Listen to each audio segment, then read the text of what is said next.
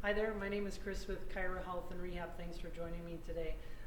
Today we're going to talk specifically about working from home. But actually these principles still apply even if you're not working, in just how to approach your day.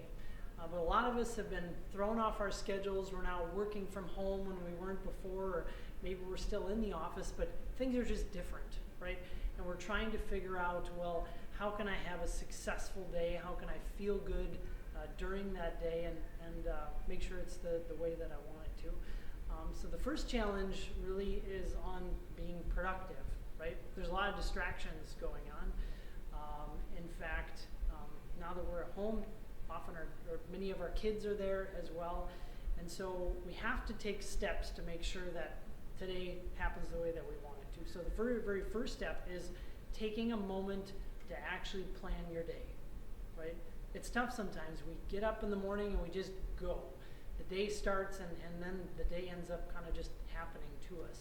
But even taking just a couple minutes to sit down and think forward to what needs to happen today, what am I going to do today, what challenges will I face today, and making a plan on how to approach those things already gives you a huge leg up on making sure that they succeed.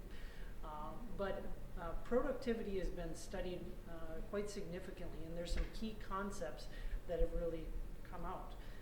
First one is that the best thing that you can do is to move early right away in the day. Right? Ideally, you get 30 minutes of exercise in the morning before you start things, but even moving for 5-10 minutes, whether that be a walk, and even during a time of social distancing, you're still allowed to go outside for a walk, come back in your own house again, and then start your work day. But that would be the first thing. Step 2, turn off notifications on your phone. I know it's hard because we want to hear from people, we want to connect with people, but there's so much distraction that we're back and forth, and we don't get anything done. In fact, research shows us that we're distracted about every 11 minutes, most of it coming from our phone. So turn off notifications that don't need to be there, set designated times to check things, right? Like phone calls and emails and things like that.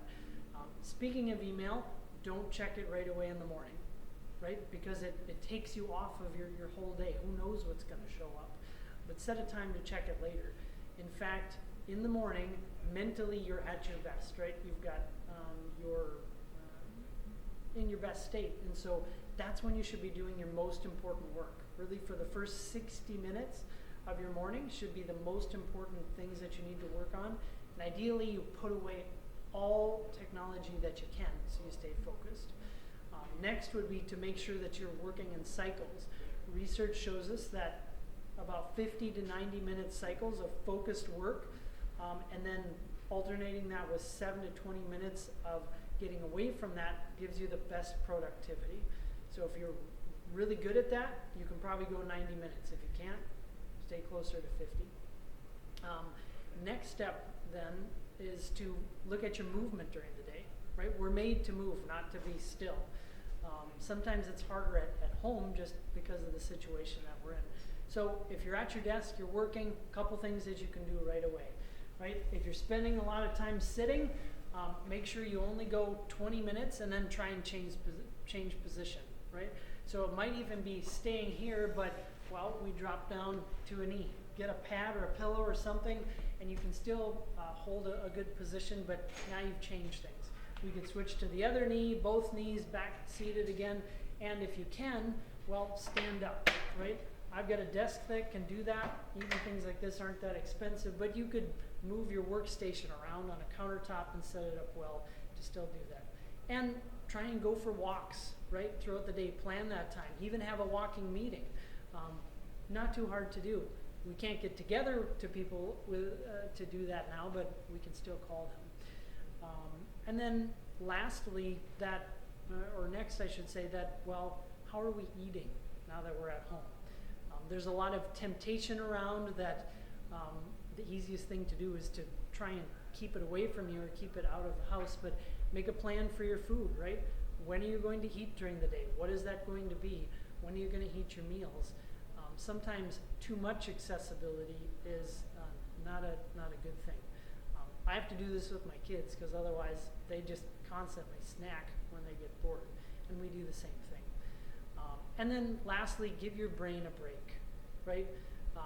We need to make sure we're focusing how we're eating, how we're moving, but how we're thinking as well.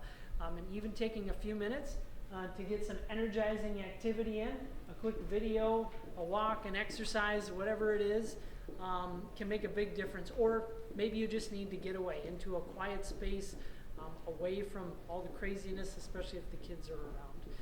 So a few things that you can do to try and make sure that you have a productive day at home. Coming up next on an upcoming video, we'll be looking more at setting up a workstation specifically, and also coming up at how do we set up new habits. We're introducing a lot of new things. It's important that we go about it right to make sure we're successful. So thank you again. Have a great day.